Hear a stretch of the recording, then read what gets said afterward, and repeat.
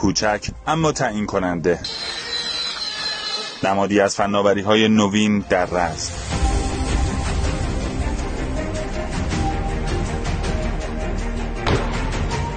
اینجا در رزمایش ترکیبی 1404 قرارگاه مدینه نیروی زمینی سپاه تمام رسته‌ها با تاکتیک‌های جدید و فناوری‌های نوین به میدان آمدند. در کنار ریزپرنده‌ها، پهپادهای پرسه‌زن رضوان با شناسایی نقاط هدف کار را به شاهد 136 سپردند. در لایه‌های مختلف از پیش تعیین شده عملیات دفاع مستحکم از سواحل کشور و البته جزایر ایرانی هم تمرین شد.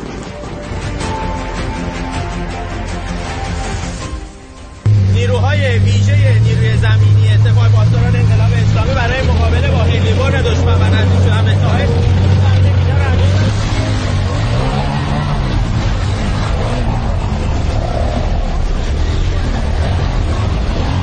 اجرای آتشبار با گلوله‌های مجاورتی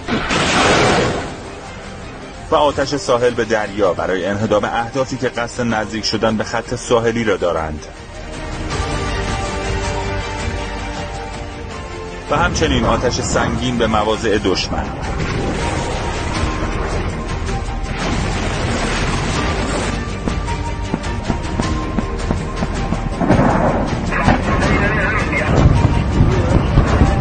همه عزیزان در مهارت‌های مختلف از جمله موشکی، توپخانه، پهپادی و نیروی مخصوص و زرهی و سوارزرهی اقدامات خیلی خوبی طراحی شده. این طراحی‌ها بر اساس تهدیداتی که هست طراحی شده. اما در نقطه دیگر از کشور یگانهای موشکی نیروی زمینی سپاه با سامانه‌های جدید و البته متنوع اهداف خود در فواصل مختلف را هدف گرفتند.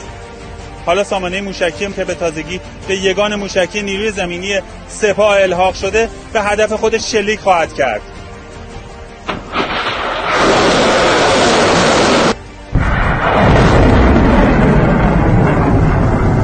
و شلیک به هدف بعدی با این سامانه در نقطه دیگر.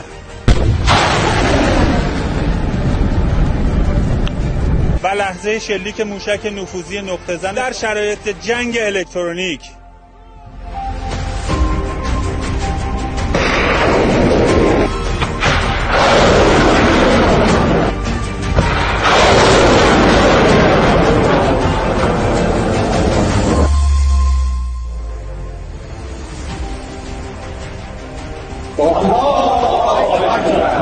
ویژگی سامانه‌های موشکی جدید تجهیز به سامانه ناوبری متفاوت، نقطه زن بودن، سر جنگی تقویت شده با قابلیت نفوذ در ستون‌ها و سنگرهای دشمن است.